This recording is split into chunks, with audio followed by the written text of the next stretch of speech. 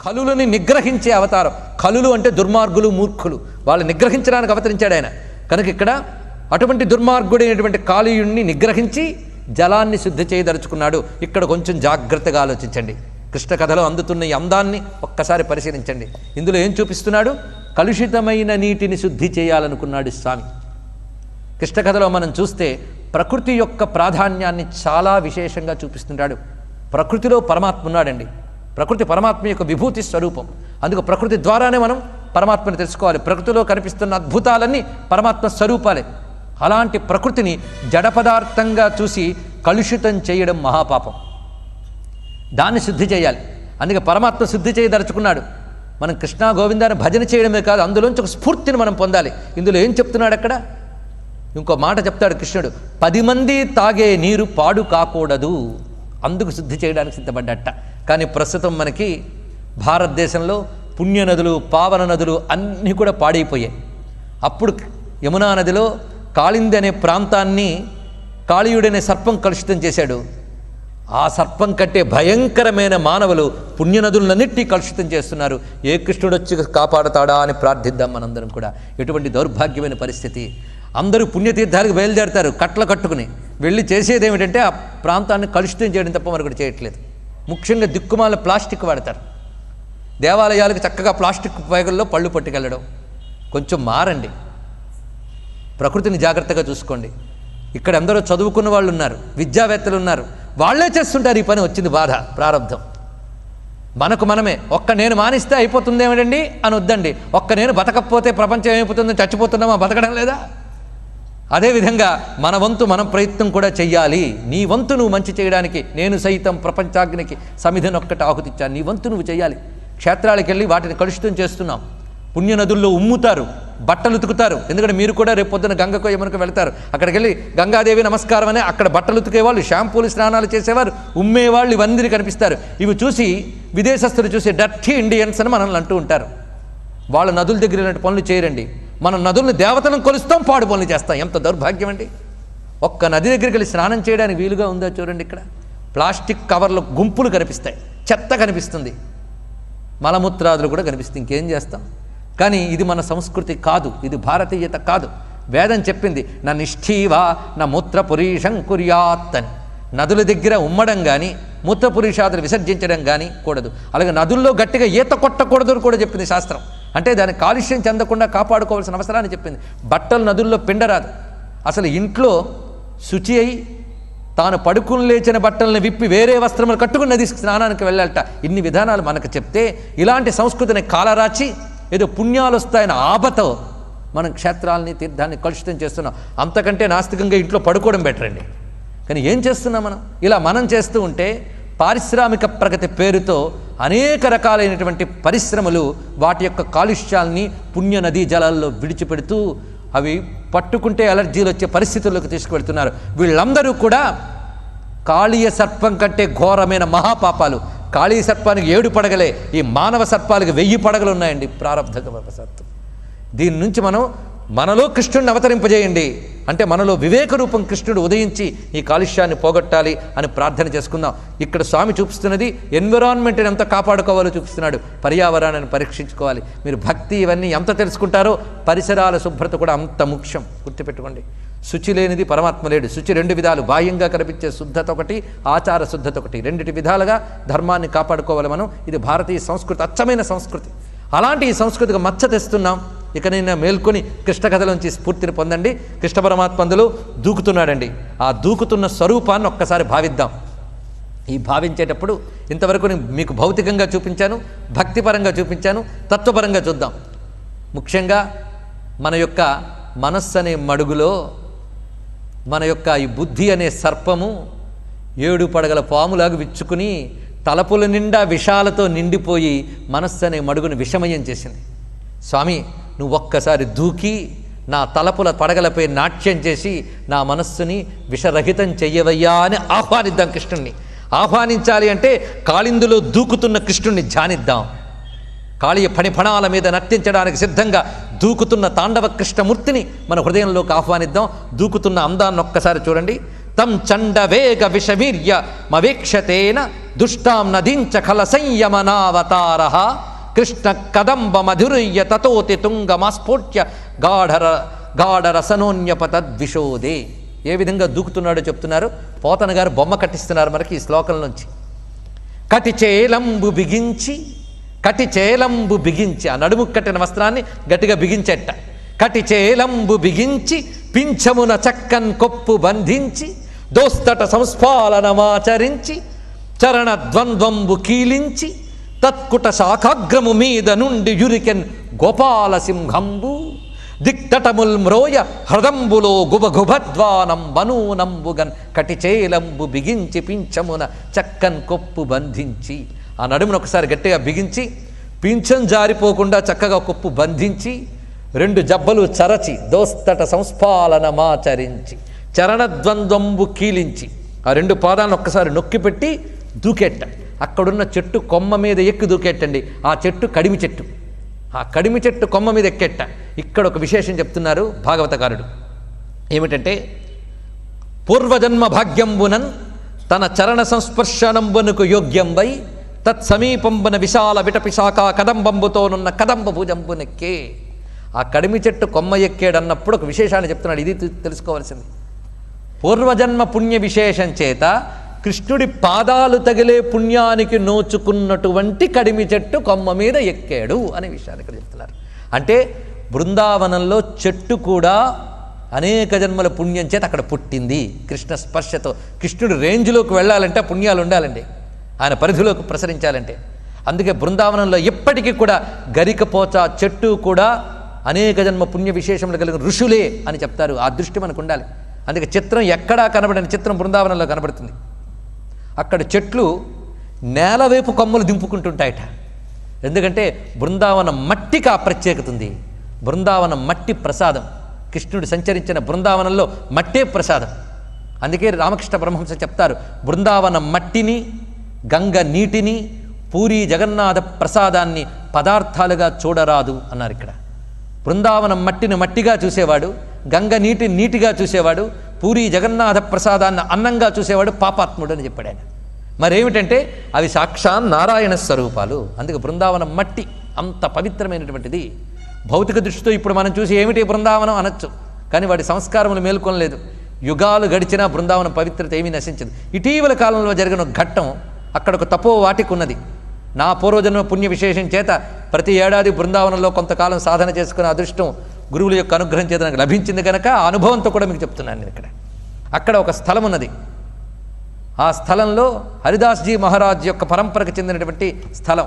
అక్కడ అనేక వృక్షములు ఉన్నాయి. ఆ చోటంతా అతి పవిత్రంగా ఉంచుతారు. మరొక విశేషం ఏంటంటే ఎప్పటికీ కూడా అక్కడ ఎలక్ట్రిసిటీ వాడరండి. ఆనాటి పవిత్రత అలాగే కాపాడబడాలని అక్కడ వారి నమ్మకం ఏంటంటే కృష్ణుడి కాలంలోని చెట్లు ఇప్పటికీ ఉన్నాయని వారి యొక్క విశ్వాసం ఏంటి, వారి యొక్క అనుభవం అనుకుందాం. అక్కడ ఒక చిత్రం జరిగింది కొద్ది దశాబ్దాల క్రితం. అక్కడ ఉన్నటువంటి మహంత్ దగ్గరికి ఆ ఆశ్రమంలో అనేక మంది ఆయనకు పరిచారకులు కూడా ఉంటారు. ఒక పరిచారకున్న మహంత్ పిలిచి, నిన్నటి రోజున నువ్వు ఇక్కడ ఉన్నటువంటి వృక్షాన్ని రెమ్మ తెంపేవిట, ఆ వృక్ష రూపంలో ఉన్న ఋషి నా దగ్గరకు వచ్చి కంప్లైంట్ చేశాడు, నీ శిష్యుడు వచ్చి నన్ను గిల్లాడు నిన్న అని చెప్పేట. ఆ విషయం వచ్చి చెప్పేట ఆయన. అంటే ఈ పరిచారకుడు ఏదో కాలక్షేపంగా నిలబడి గిల్లాడు అంటే ఆయనకు తెలియలేదు, ఒక జడమైన చెట్టు అనుకున్నాడు. ఈ విషయం ఎందుకు చెప్పవలసి వచ్చిందంటే అక్కడ అన్నీ కూడా ఈ విధమైనటువంటి దివ్య రూపాన్ని ధరించి ఎప్పటికీ బృందావనంలో జరిగే నిత్య లీలల్ని ఆస్వాదిస్తూ ఉంటాయి. ఇది ఒక పెద్ద రహస్యం. తర్వాత మనకు అర్థమవుతుంది. మొత్తానికి అక్కడ పూర్వజన్మ పుణ్య విశేషం చేత కృష్ణ చరణ స్పర్శకు నోచుకున్న కదంబ వృక్షపు కొమ్మపైకి స్వామి ఎక్కి దూకెట్ట అందులోకి. ఆ దూకి అందులో చాలా చక్కగా ఈత కొట్టేటండి. ఆయనకి ఈత అలవాటే. ఒకప్పుడు మత్స్య రూపంలో, మరొకప్పుడు కూర్మ రూపంతో తిరిగినటువంటి వాడికి ఇది పెద్ద విశేషమా? ఆ విధంగా తిరుగుతూ ఉంటే అక్కడ ఆ మడుగులో ఆదమరిచి ఉన్నటువంటి కాళీ సర్పం లేచింది. దాన్ని కదిలించడానికి ఇంత పనిచేశాడు. ఆ లేచినది ఏం చేసిందంటే ఘోర విషానల ప్రభలు గొబ్బు నక్రమ్మగా సర్ప సైన్య విస్ఫారుడు కాళియోరగుడు పారివడిన్ కరచన్.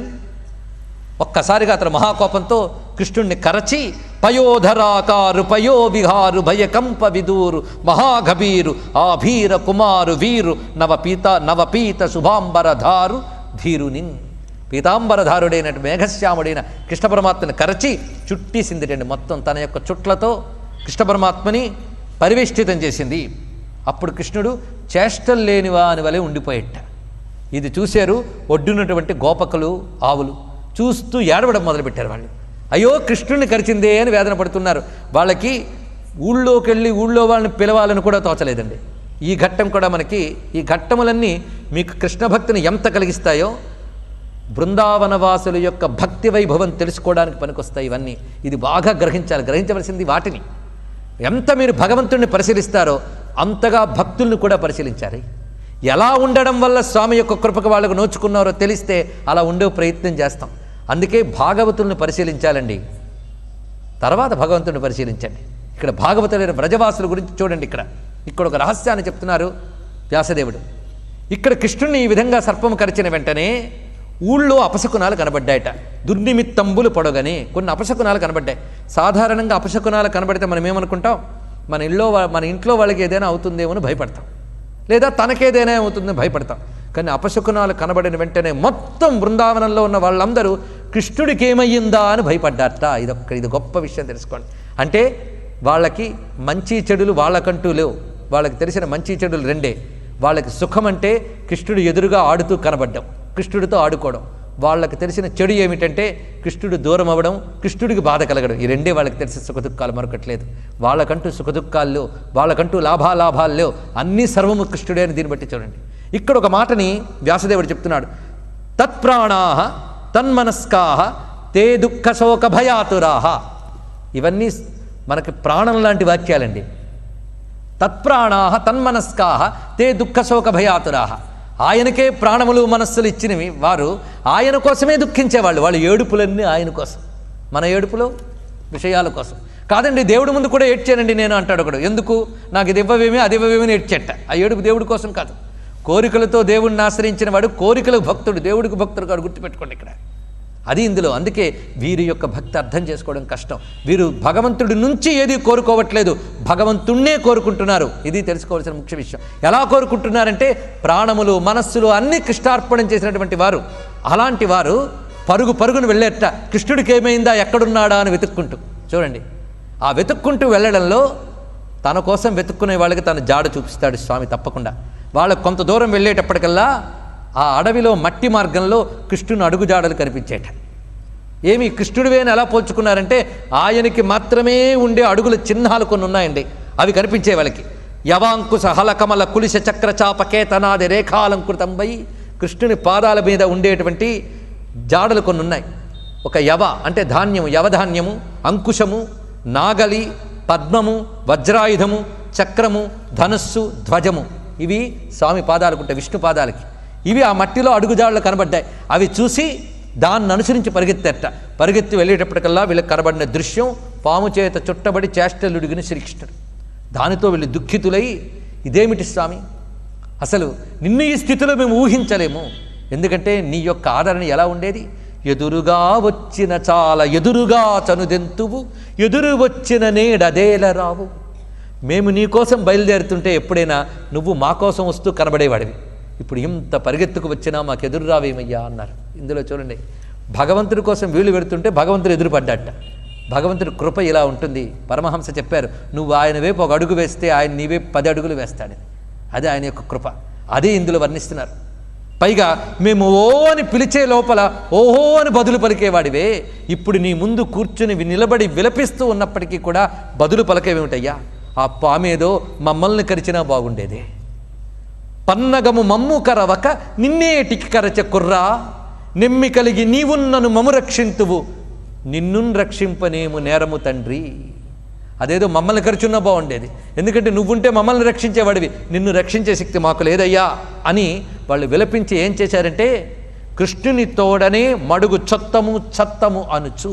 వాళ్ళు ఆఖరికి ఏం నిర్ణయించుకున్నారంటే కృష్ణుడికి ఇంకా అతన్ని మనం చూడలేము, ఆయనకి ఇంకా ఉనికి లేదు, కనుక మనమే ఈ మడుగులో పడి మరణిద్దాం అనుకున్నారు. ఇక్కడ చూడండి, ఇక్కడ కృష్ణుడు లేకపోతే తాము లేమనుకునేవాళ్ళు, వారి భక్తి అది. అందుకు వాళ్ళందరూ మరణిద్దామని అందులో దుమకబోతూ ఉంటే బలరాముడు ఆపేట. ఎందుకంటే వీళ్ళ దృష్టి కంటే ఆయన దృష్టి ఎక్కువ కదా. అలా భగవంతుడైన బలరాముడు వారిని ఆపాడు. భగవంతుండైన బలభద్రుండు మీరు మీదెరుంగరు, మీరు తొందరపడుతున్నారు, కొంచెం ధైర్యం వహించి ఉండండి అని. ఇది ఎందుకు చేశాడు కృష్ణుడు ఈ చేష్ట? చేష్టలుడికి ఎందుకు నిలబడాలండి ఆయన అంటే వీరి భక్తి ఎలాంటిదో పైనున్న దేవతలకు అర్థం కావడానికి పనిచేస్తున్నట్టు ఇక్కడ గోపకులను అర్థం చేయిస్తున్నాడు ఇదంతా కూడా. ఆ విధంగా స్వామి వీళ్ళందరూ ఎప్పుడైతే వేదన పడుతున్నారో అప్పుడు అంతన్ కృష్ణుడు మేను పెంచే తన శరీరాన్ని ఒక్కసారి పెంచి విదిలించెట్ట. ఈ విదిలించిన వెంటనే ఆవృత్తులన్ బాసి తా సంతప్తాయత భోగుడై కరచుటల్ సాలించి నిట్టూర్పుతో శ్రాంతుండై తలలెత్తి దుర్విషము నాసావీధులం క్రమ్మ దుశ్చింతం దిక్కులు చూచుచున్ తలగె నిల్చన్ ధూమకాష్టాకృతిన్. అప్పటి వరకు మండుతున్నటువంటి కర్రను ఒక్కసారి ఆపిన వెంటనే అది నల్లగా కనబడి పొగలు ఎలా వెదజల్లుతుందో కృష్ణుడు విదిలించిన వెంటనే ఆ సర్పం ఎగిరి అంత దూరం పడి విషజ్వాలలు దాని నోటి నుంచి వస్తున్నాయట. నల్లగా ఉన్న పాము నుంచి విషజ్వాలలు పొగలుగా రావడం ఎలా ఉందంటే ఆర్పినటువంటి నిప్పుతో ఉన్నటువంటి కర్రపై పొగలు వస్తూ నల్లగా ఎలా కనబడుతుందో అలా ఉందిట. ఎంత చక్కగా వర్ణించారో చూడండి. ధూమకాష్టాకృతి అన్న ఉపమానంతో ఈ విధంగా ఉండగానే అది తేరుకునే లోపల కృష్ణుడు ఒక దూకి దాని పడగల మీదకి వెళ్ళాడండి. ఇక్కడ తేరుకునే లోపల దూకి దానిపై నర్తన చేయడం ప్రారంభిస్తున్నాడు. ఇక్కడ మనం కృష్ణుని యొక్క నాట్యాన్ని చూస్తున్నాం. ఈరోజు చూస్తున్న నాట్యం వేరు, తర్వాత చూడబోయే నాట్యం మరొకటి వస్తుంది, అది చూద్దాం. కృష్ణుడు నర్తన స్వరూపుడు, సకల కళావతారం స్వామి. అందుకే ఆ కళాస్వరూపాన్ని చూపిస్తున్నాడు, నాట్యావతారం. ఆ నాట్యం అలా చేస్తూ ఉండగా మరి నాట్యం చేస్తున్నప్పుడు నట్టువాంగం ఉండాలి, చూసే ఆడియన్స్ ఉండాలి కదా. ఎవరెవరు ఉన్నారో చూడండి. ఇక్కడ అందులో మృదంగం ఉండాలి, వాయిద్యాలు ఉండాలి. ఘన యమునా నదీ కల్లోల ఘోషంబు సరస మృదంగ ఘోషంబు కాగా సాధు బృందావన చర చంచరీక గానంబు గాయక సుగానంబు కాగా కలహంస సారస కమనీయ మంజు శబ్దంబులు తాళశబ్దములు కాగా దివి నుండి వీక్షించు దివిజ గంధర్వాది జనులు సభాసీన జనులు కాగా పద్మరాగాది రత్న ప్రభాసమాన మహిత కాళియ ఫణి ఫణామంటపమున నలిన నోచన విఖ్యాత నర్తకుండు నిత్య నైపుణ్యమున పేర్చి నృత్యమాడే నిత్య నైపుణ్యమున పేర్చి నృత్యమాడే. యమునా నదీ తరంగాలు మృదంగాలు మ్రోయించుతూ ఉండగా ఆ బృందావనంలో అదృశ్యులై సంచరిస్తున్న కిన్నరులు మొదలైన దివ్యజాతులు గానములు చేస్తూ ఉండగా ఆ యమునా నదిలో అప్పుడు ఆనందంతో లేచినటువంటి హంసలు రెక్కలు అల్లార్చేట. ఆ రెక్కలు తాళములు వేస్తూ ఉండగా దివి నుండి వీక్షించు దేవగంధర్వాది జనులు, ఆ నాట్యాన్ని చూస్తున్నది దేవగంధర్వాదులు, వీళ్ళు సభాసీన జనులు కాగా వీళ్ళు చూస్తూ ఉండగా వివిధములైన రత్నములతో శోభిస్తున్నటువంటి కాళీయుడి యొక్క పడగలపై స్వామి నాట్యం చేస్తున్నాడు. ఈ నాట్యం సాగుతున్నది. అప్పుడు నాగపత్నులు వెలికి వచ్చారట. అంటే కాళీయుడి యొక్క భార్యలు వచ్చి నమస్కారం చేసి, మహానుభావ, ఈయన్ని చూస్తూ ఉంటే నువ్వు శిక్షిస్తున్నావు అనుకోవడమా లేదా అనుగ్రహిస్తున్నావు అనుకోవడమా? ఎట్టి తపంబు చేసెనుకో, ఎట్టి సుకర్మములాచరించెనో, ఎట్టి నిజంబు పల్కెనకో ఈ పని పూర్వభవంబునందు మున్నెట్టి మహానుభావులకు ఎన్నడు చేరువగాని నీవు నేడిట్టి వినోదలీల తలలెక్కి నటించెదవు ఈ ఫణీంద్రుపై. మహాయోగులు ధ్యానాలు యుగాల కొద్దీ చేస్తుంటే వాళ్ళ దగ్గరికి కూడా వెళ్ళవే. అలాంటిది ఇతడు ఎన్ని తపస్సులు చేశాడో, ఎన్ని పుణ్యాలు చేశాడో, ఇతడి తలలపై నువ్వు పాదాలు పెట్టి నాట్యం చేస్తున్నావు. ఏదేమైనప్పటికీ కూడా ఓ స్వామి, మాకు ప్రతిభిక్ష పెట్టవయ్యా. ఇప్పుడు నువ్వు ఇతడిని బతికిస్తే మళ్ళీ మాకిచ్చి పెళ్లి చేసినట్లు. మాకు పెద్దలు పెళ్లి చేశారు ఈయనతో, ఆ ముహూర్తం ఏదో బాగోలేదేమో, అందుకే ఈయన ప్రాణాల మీదకి వచ్చింది. కనుక నువ్వు చెయ్యవయ్యా పెళ్ళి, ఈ పెళ్ళే నిజమైన పెళ్ళి అంటున్నారు. మమ్ము పెండ్లి చేయు మా ప్రాణవల్లభు ప్రాణమిచ్చి కావు భక్తవరదా, నీవు చేయి పెండ్లి నిత్యంబు భద్రంబు పిన్ననాటి పెండ్లి పెండ్లి కాదు అన్నారు వీళ్ళు. ఈ విధంగా ప్రార్థించగానే నువ్వేమంటావయ్యా అన్నట్టు ఇక్కడ చూడండి. కాళీ సర్పాన్ని అడిగాడు. అడిగితే సర్పం చెప్తున్నది, ఏం చేస్తాం, దుష్టత్వం నా స్వభావం కదా, ఏం చేస్తానంటున్నాడు. చూడండి ఇక్కడ మా స్వభావం ఇది, మేము గట్టిగా నోరు తెరిచి ఊస్తే విషం వస్తుంది, ఏం చేస్తా, అది మా స్వభావం. మలకళ్ళు మా ప్రచారములు, ఎంత చక్కటి పద్యమో చూడండి. మలకళ్ళు మా ప్రచారములు, ఎందుకంటే తిన్నగా నడవడం చేత కాదు మాకు, వంకలుగానే నడుస్తాం. పాములు ఎప్పుడు తిన్నగా వెళ్ళవు, వంకలే. ఇదంతా ఎవరిని ఉద్దేశించి చెప్తున్నాడో అర్థం చేసుకోండి. మనం భగవంతుని ముందు నిలబడి చదవాల్సిన పద్యం ఇది. కాళీ సర్పం కాదు, మనమే. ఇవాళ ఇలా చేద్దాం అనుకున్నాం, మళ్ళీ వెంటనే వంకర తిరుగుతుంది. కనుక వంకర బుద్ధుల గాళ్ళం, అది చెప్తున్నాడు. పైగా నోరు తెరిస్తే విషమే. ఆలోచనల నిండా విషయమే. కనుక ఆ సర్పం ఏదో కాదు, అర్థం చేసుకోండి. కృష్ణ కథ ఎందుకు అవతరించాలో మళ్ళీ తెలుస్తుంది. మలకలు మా ప్రచారములు, మా ముఖముల్ విషవన్ని ఘోరముల్, కలులము దోషజాతులము గర్వులము, మేమొక మంచివారమే. ఇలాంటి పాపాత్ముడైన నన్ను నువ్వు ఉద్ధరించి పాదం పెట్టావన్నది నాకు ఇంకా అర్థం కావట్లేదు. ఇంకా అడగడం ఏంటయ్యా నిన్ను? ఏమిటని అడుగుతాను? ఏం అడిగేనని చెప్పి నీ పాదాలు పెట్టావు చెప్పు అన్నాడు. చూడండి ఇక్కడ, ఏం అడిగే నేను పాదాలు పెట్టావు? పాపాత్ముడని తెలుసు, అలాంటి నాపై కూడా దయతలిచి పాదాలు పెట్టాక ఇంకా ఇది ఇవ్వు అని నేను నిన్ను అడుగుతానా అన్నాడు. ఇక్కడ భార్యలు అడిగారు ప్రాణమిమ్మని, నేను అది కూడా అడగనన్నాడు. నువ్వు ఇచ్చింది చాలు నాకు. ఏది? పాదస్పర్శ, ఇంకేమీ నాకు అక్కర్లేదు. నలిన దళాక్ష ప్రాణులకు నైజ గుణంబులు మానవచ్చునే వెలయవే మా వికారములు వింతలే మేలొనరించితివి ఈశ్వర, నా పుణ్యమేమి చెప్పను. నీ పాదరజంబు కంటిని సనకాదుల్ నీ పదరజము గోరుదురు, ఏ పదమందున్ననైన ఇక మేలు హరి. ఇది లభించాక ఇంక నువ్వు ఎక్కడుంచినా నాకేం పర్వాలేదు. బ్రతికిస్తావా నీ ఇష్టం, చంపేస్తావా నీ ఇష్టం, ఇక్కడ ఉండమంటావో ఉంచు, ఎక్కడికి పొమ్మంటావో పో, ఇది లభిస్తే ఇంకేమీ అక్కర్లేదు. అది అంటున్నాడు ఇక్కడ. పొందవలసింది పొందాను చాలన్నాడు.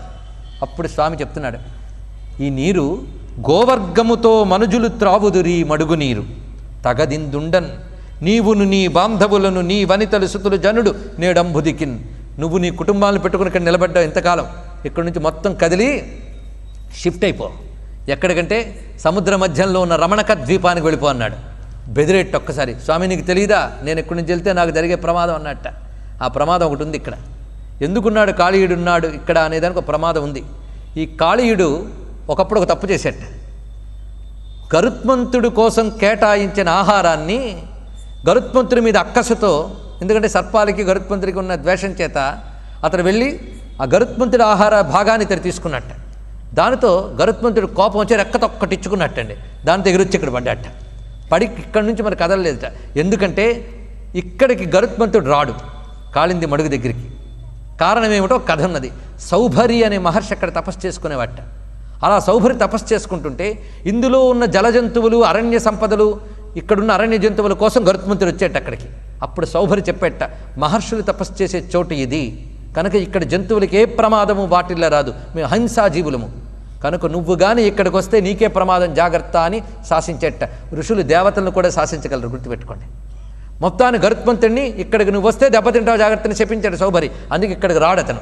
కనుక గరుత్మంతుడికి ఇక్కడికి రాడు గనక నేను ఇక్కడ ఉన్నాను, అంతేగాని నీటిని విషం చేయాలని లేదు. నాకు ఇక్కడ క్షేమంగా ఉంది ఉన్నాను అంటే ఏం పర్వాలేదు, నువ్వు ఇప్పుడు రమణక ద్వీపానికి హాయిగా వెళ్ళు.